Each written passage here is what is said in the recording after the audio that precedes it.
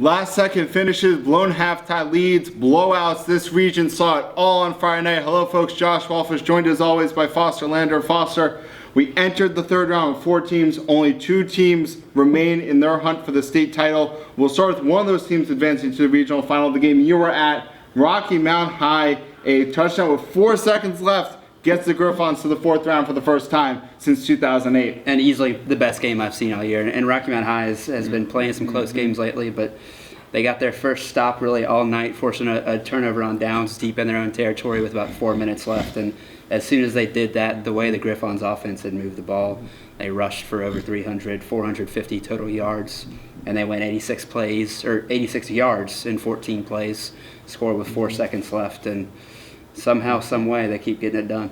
Well, they get a chance to go to Alamance County to take on Eastern Alamance, the top seed, next Friday night. The game I was at was the other team that advanced to the regional final, Southwest Edgecombe, a absolute dominant 56-12 victory over Fairmont.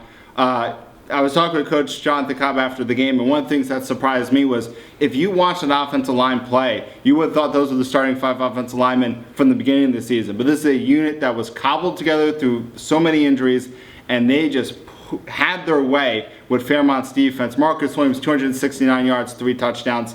Southwest Edgecombe ending with 485 rushing yards against the Golden Tornadoes defense. It was an absolutely mesmerizing performance, and they advanced to the regional final for the first time since 1983, when there were only 16 teams in the eastern half of the regional. There were also 3 at that time. But one of the teams unfortunately fell was Tarboro. They had a 14-0 lead. They had a 14-7 halftime lead, and somehow, someway did not hold up against Warsaw James Keenan. Our sports editor, Jesse Nunnery, was there. He was talking to us about the fact that at the end of the day, this is the type of team, that James Keenan type of team, that the Vikings have to get over, and for the past 4 years, they really haven't been able to do it. And I think it's also important to remember, I mean, interception return for a touchdown was really what did Tarboro in the third quarter, but Tarboro only loses, I think, 8 or 9 seniors and a ton of sophomores who saw a ton of action this year, played a lot of meaningful minutes and made some big plays for them, and a lot of those guys come back, so Tarboro will be in good shape again.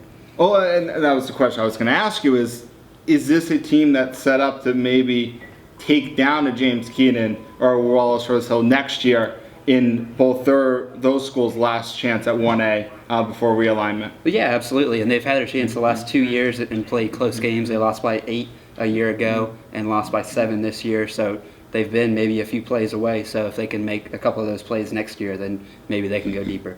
And the other team falling tonight was North Edgecombe. The Warriors had a 24-12 halftime lead in Chocowinity against Southside. The Seahawks scored 24 unanswered points in the second half to defeat North Edgecombe 36-24.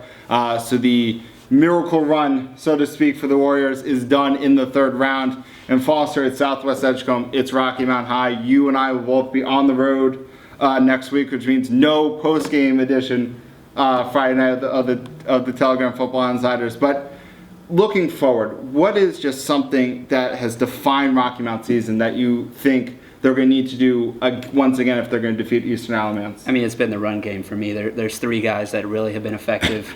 Nick Bynum, almost 180 yards tonight. Tyrell Forbes, another 80. And pretty much every time they've rushed for over 300 yards, which it's happened a lot, haven't really had much trouble winning. So if they can do that, then they got a chance to go on the road and upset the number 1 team. Obviously, Southwest Edgecombe also another running team, but for me, when you look at the Cougars, it is their heart, it is their desire. They set the goal that they wanted to be better than last year's third round exit. They did it tonight. They did it in impressive fashion. It is going to be about that mentality, be about that heart going on the road for the first time in a month.